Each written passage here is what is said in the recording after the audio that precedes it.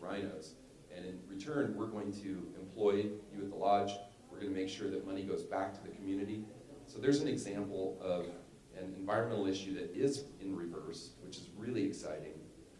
So there are creative, innovative ways, but it takes the grassroots.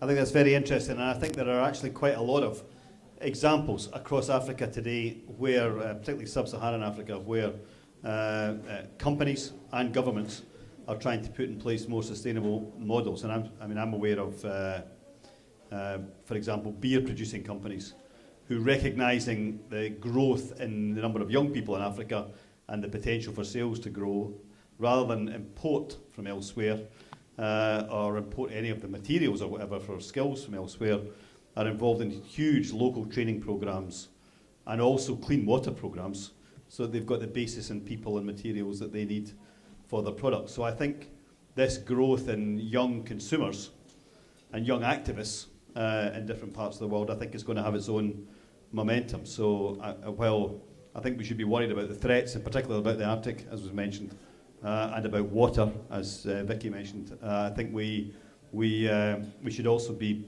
positive in promoting, I think, some good examples.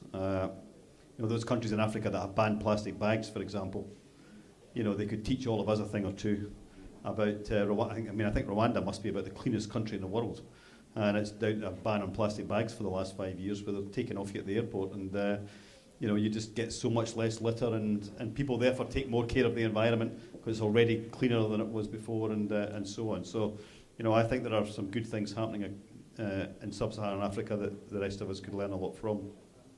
The only other thing I was going to say before closing and thanking everybody was just to go back to the previous discussion this morning that I was involved in. We kind of skirted over a suggestion at one point that I think the president of ECOSOC made about the need to move from taxes on employment and opportunity to taxes on the environment. And it does strike me that one of the things that we could do in Europe here would be to make it easier for companies and others to hire young people and get them out of unemployment by cutting the taxes on employing people and instead taxing the things that do damage rather than the things that do good. And I think maybe if more of us were demanding that from our leaders, we might make a little bit of progress. And so I think there are solutions here. This is not just all rhetoric.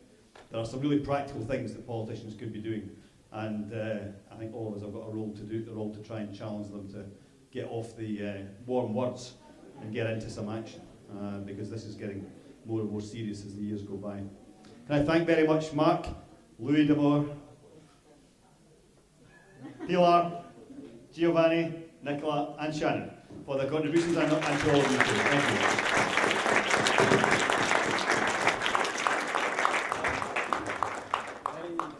And also a big thank you for Lord Jack McConnell, please. Can I give one final quote? This is from astrophysicist Hubert Reeves from Quebec. He spoke at our summit in 2009, and he gave a incredible talk about the environment and the future and a lot of the grim things going on. And I love his quote. I am not, when I think about our future and the environment, I am not optimistic. I am not pessimistic. I am determined. So I think that's the attitude we need. Excellent. All right, well, we'll take a group photo of the panelists before we leave. If we could stand up for a moment, and I'd ask everyone else to start making their way downstairs.